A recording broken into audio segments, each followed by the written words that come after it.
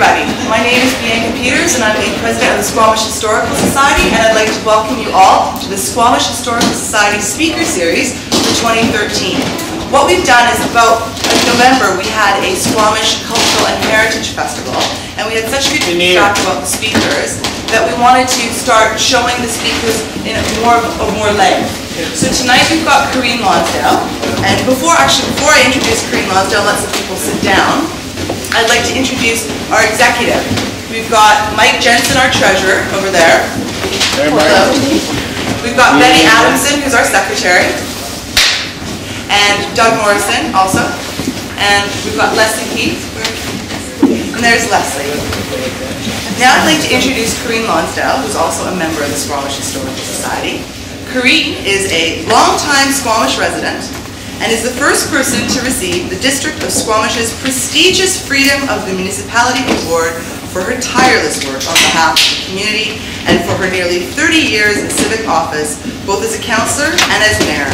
She was first elected in 1983, and since then her list of accomplishments, excuse me, it's a very long list, excuse me, included getting the Squamish Chief designated a provincial park and landing Quest University, despite bids from 6 other communities. She also established a historical milestone in 1993 by becoming our first female mayor. Corinne Lonsdale.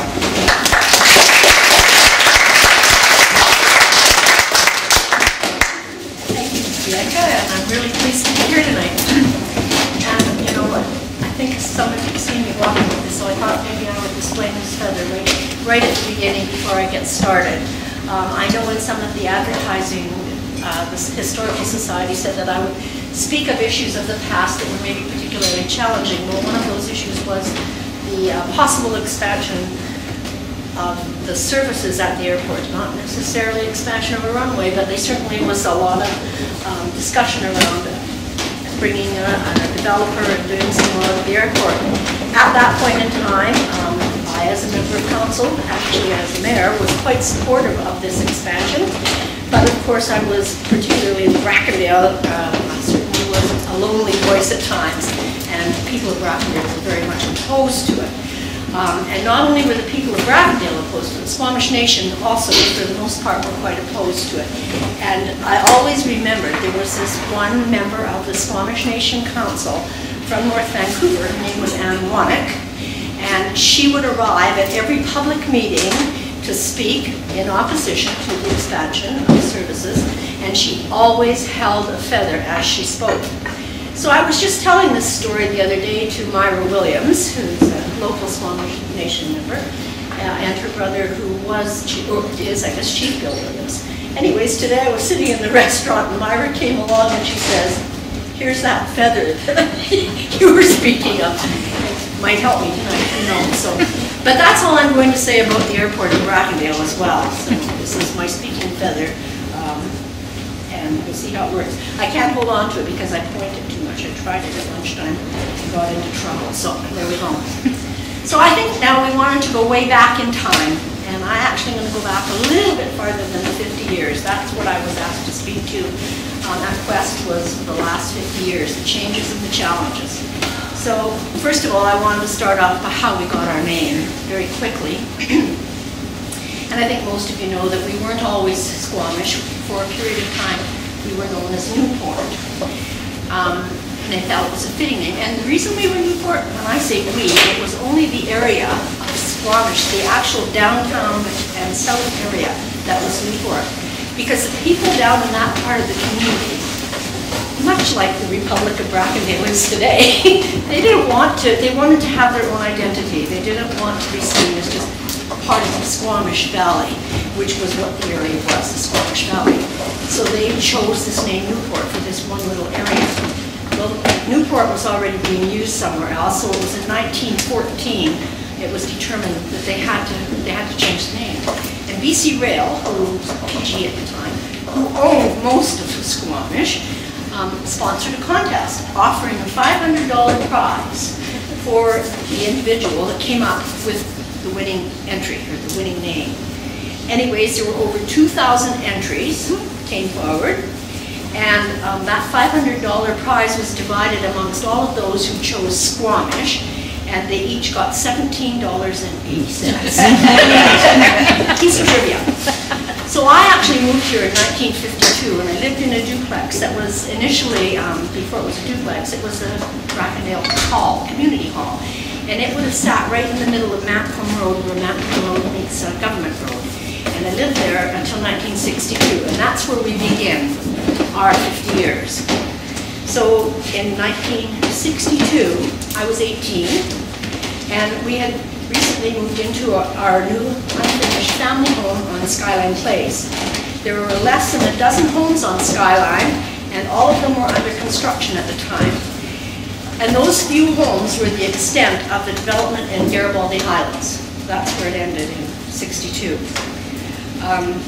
The southern boundary of Brackendale was accepted by most to be the Mancomb Bridge at that time. And settlement between the Mancomb Bridge and Axon Road was quite rural in nature. There was a lot of vacant land, as well as some farms and large properties. The Brackendale store and post office was the only commercial building. Garibaldi Estates, a new subdivision, was going through a building boom. It was the first subdivision to develop outside the village boundaries. The plan was well thought out and had all the services that one would expect: a water and sewer system, drainage, and streets of regulation width. And history was made with the formation of the Garibaldi Park Estates Sewer Board, because it was the first time in Canada that a constituted sewer board had been allowed in an unorganized area. There wasn't even regional districts at that time. So this enabled the sewer line to be put in place before the homes were constructed. Garibaldi Highlands was also the first residential area in the province to have underground wiring. And however, all was not perfect, because the low-lying areas in Garibaldi Estates were still prone to flooding. To the south of the bridge was an area called the North Yards. The PGE Railway Work Yards, with some employee housing and other residential, was the nucleus of that lightly populated area. A number of the original homes still stand between the rail crossings and the Mancomb Bridge. The North Yards and Brackendale were classed as unorganized. There was no local governing authority. Taxes were paid to the Crown, and any development that required a permit or approval also came from the province. Squamish had been an incorporated village since 1948 and governed by elected commissioners and a chairman who was determined by the board. All developed areas south of Buckley's Crossing were within the village boundaries. Lots in this area were small, and most of the movers and shakers of the day lived along Wilson Slough. That was the only developed waterfront property in town. And the other area they lived in was downtown between Cleveland Avenue and 6th Street. Ballycliffe was known as Skunk Hollow and home to only a handful. And there were a couple of homes in the North Ridge area, but none to the north, I guess, which we called Bughouse Heights at the time. Loggers Lane did not exist, but River Road did. And there was a causeway across the upper end of the Mancomb Line Channel that connected to River Road. And that River Road joined up with Pemberton and then on to Cleveland. The mill was under construction and in 1962, the commerce area downtown provided all the services and amenities that were needed. I think we only had 3 doctors at the time, and Kinder's Medical Clinic was the only doctor's office in town.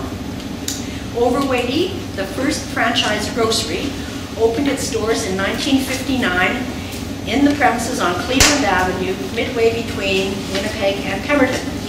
And the roads downtown were still gravel and the sidewalks wooden. Weather has also changed through the decades. Back in the 50s, or the early 60s, it was colder then, and the wind was considerably stronger and blew more often. Once in a while, we would even experience a Chinook. I think our winters were colder and drier, which with the bitterly cold would see snowdrifts throughout the valley. Snow that would be too dry to pack into a snowball, and that's hard to believe today. The Squamish River and Wilson Slough would freeze hard enough to enable skating. Flooding was a major issue, and almost every year we were inundated in one or more parts of the valley with high water. Even in the downtown area, some years the wooden sidewalks would be floating. In the area of Lesky's Crossing, the water was often 4 feet deep. Much of the road and land south would be underwater. Before diking, large tracts of land were lost to the river, and the Malcolm Bridge washed out. Power would be lost. The residents of Malcolm and Brackendale were always prepared to be marooned for several days. Candles, lamps, and wood stoves were the order of the day, and it was our way of life. That's a bit of an overview of the physical aspects of the area in 1962. But there are two items that were of significance. The jobs were all local. The second, you knew everyone you met on the street. Community spirit was alive and well. We had a library, horse estates, soccer sports, a fall fair, a drama club, and ball tournaments. Volunteers were always available to organize and help. We all lived, worked, and played here. We did not have to leave Squamish for anything. So now I'll speak to the changes and challenges of the next 5 decades. I don't know if any of you wanted to add anything to what I've said to this point. What would the population in 62 In that have been? time? Yeah, around. What do you figure, around 5,000 maybe? 1960. Yeah. Look at young guy. I can look at you because I think when I look around the room, you were one of the ones who looked here. 1965, the population was 3,000. Very good. So somewhat less than 3,000. Yeah, so less than, so in the 60s, which we're talking, okay, 3,000. Also, about the winter back then, I came to Squamish in 1965, and I don't know if it's gospel truth, but the word went around the following spring that they had a total snowfall of 14 feet of snow the winter of 1965-66. You know, I had that in my notes. I had that in my notes. That it was 9, I thought it was 9.6 feet, but it could be. It was 14 and a half. 68, 69 was 11. Oh, hi, Mark. You're there too. I think it decreased Yeah. from like the winter of 66 on. Yeah. So here we go, and so this is the 60s.